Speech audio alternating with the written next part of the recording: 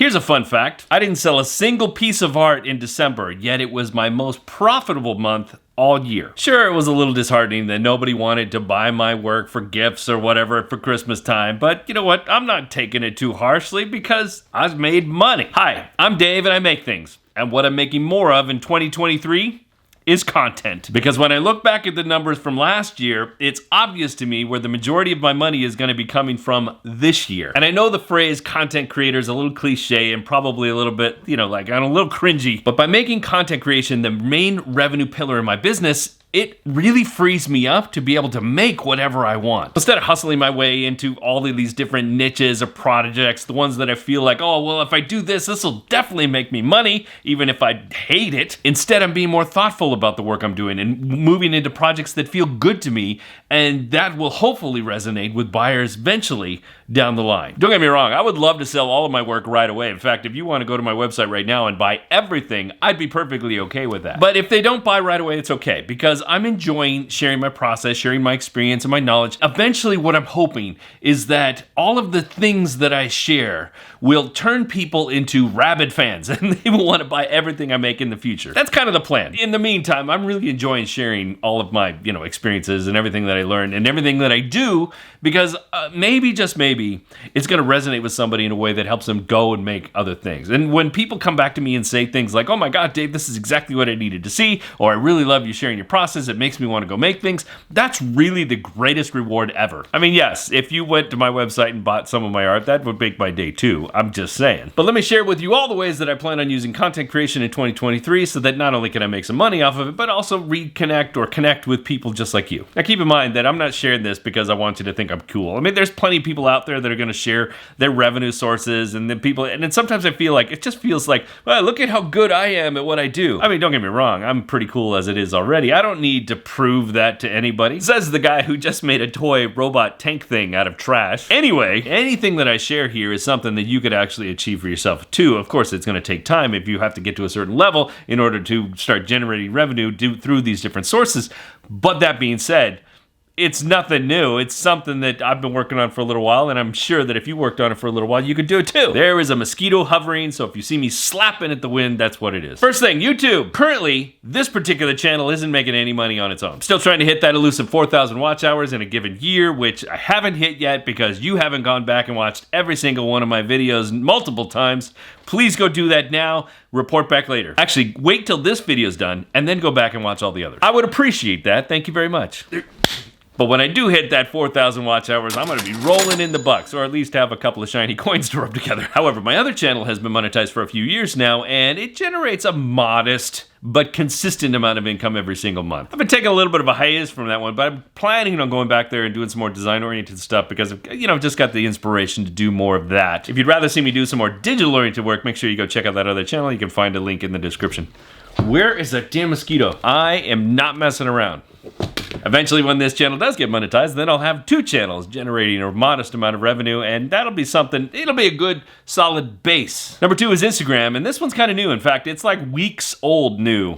Weeks old new? Is that right? I've only known for a couple weeks. A couple months back, I started getting these messages from Instagram saying, hey, you can monetize your channel. And I was like, what? And I went to go look it up. And when I read the parameters of what it would take to actually make money from the channel, it didn't feel like, I didn't feel like I was going to be able to hit those numbers. I mean, they were some pretty ridiculous numbers that you had to get in order to make revenue. So I was like, whatever, I'm not going to do it. But they kept pinging me, kept sending me messages, kept getting my attention. And I was like, fine. Instagram, I'll join your program. I'm not going to make any money, but I'll join. So I joined, and guess what? There was money waiting for me. I mean, it was only like $50, but still, there's $50 that I didn't even know I was making. It was just sitting there saying, hey, we got this money for you, Dave. Do you want it or not? Yeah, it's $50. I'll go buy myself a couple of cans of spray paint with that. And since Instagram is so willing to give me money, I started making a whole bunch more Reels content on that channel because that's how you get the monetization is, you do the Reels. And I've been doing the Reels and, so far, it's doing pretty good. Now, it's not going to be huge money, because I don't make the kind of visual numbers that Instagram promises to some of the people that, that do viral stuff. I don't do that.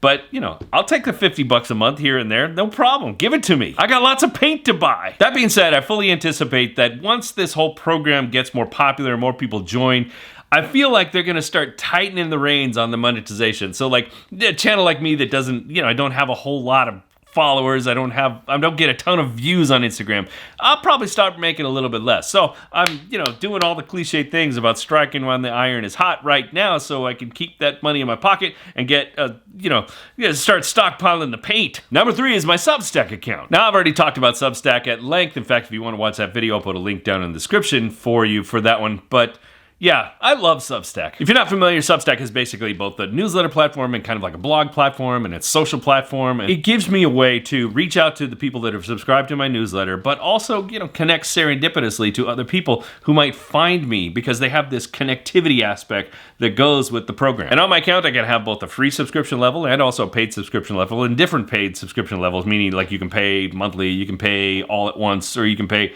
like what they call a legacy account. Now, my free account is basically me sharing a bunch of my knowledge, wisdom, experience, and all that stuff, just like I do here. But if you go for the paid account, you also get access to a bunch of digital assets that I've created, some that I've had for a while that I've been sharing. And right now there's literally over 100 different assets that you could just download right now. For less than what I bet you spent on your last Starbucks run, you could have access to all those free goodies immediately. And if someone decided to pay for the annual membership, it is a ridiculous deal on what is a substantial library of goods. I mean, it's crazy how much stuff you get for the amount of money that you would spend on it. It's crazy. And if you push out to the multiple times that I share each month over a given period, you're gonna get so much stuff. The annual plan really is just a bonkers deal, and I should raise my prices, but I'm not gonna do that yet. Link in the bio. Number 4 will be Skillshare, because I'm just that narcissistic to believe that people will actually pay to want to learn from me. Last year I created a couple courses to help people, boost their design technique on certain things, and I started selling those on my own through an independent platform. But to be honest with you, it's like the tenacity that's needed to really kind of focus and sell those products on your own.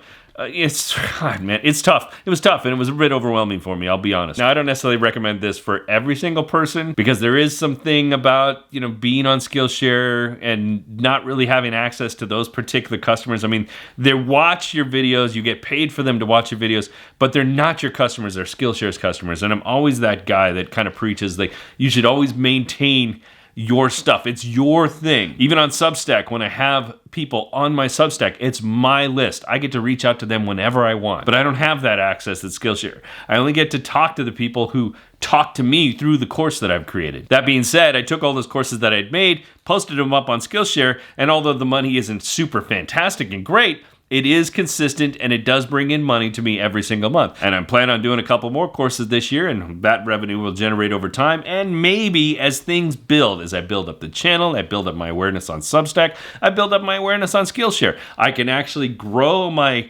overall reach and then take those things over to another platform where I can, sell those by myself and make money through those things by myself, as opposed to, giving all that money to Skillshare.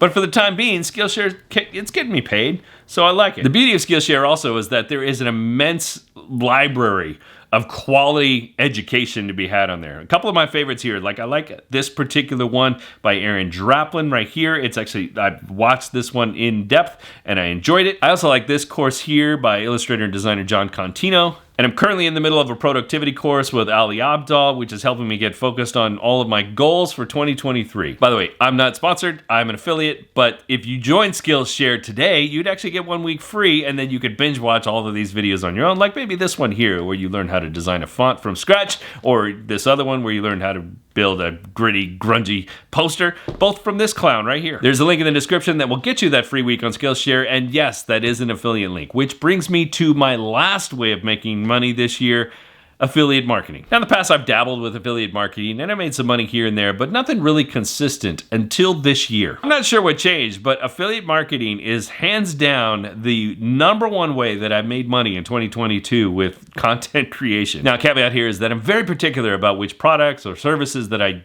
choose to be affiliated with. You're only going to see me talking about Skillshare because I'm on there. You're only going to see me talking about Shopify because I use it. You're only going to see me talking about Envato and Place It because those are tools that I use on a regular basis. If I'm an affiliate for anybody, it's because I'm a customer. Again, those links don't cost you anything more. They're just like giving me a virtual high five. And if I'm being honest, I've had a lot more high fives in the last year, which I've been grateful for. Thank you very much. Now, the best part of all of this content creation is I still get to make all the art and design projects that I want. The difference is that when I share them with you, it helps me earn money, even if I'm not making money from the actual thing itself. I make the things because I want to make the things, not because I want to sell all the things. I mean, yes, I want to sell all the things, but I'm making them because I just can't stop myself from making them. So I share the process here, and then that helps me get paid. And if history has told me anything about my artwork, is that people will buy from me not because they absolutely love my work. They buy from me because they like me and they end up loving my work. The more people that I can get into the fold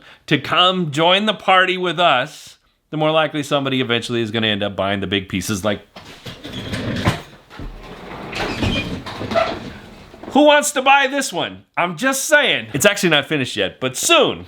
You better open up that wallet. Which reminds me, I am way behind on posting some of my recent works. I've got some stuff back there in boxes and tubes that really needs to go up on the website. Otherwise, a spider's gonna walk away with it. In fact, in 2023, one of my goals is to be way more focused and productive, to get all the stuff up there, to get all of my things accomplished that I want to get accomplished.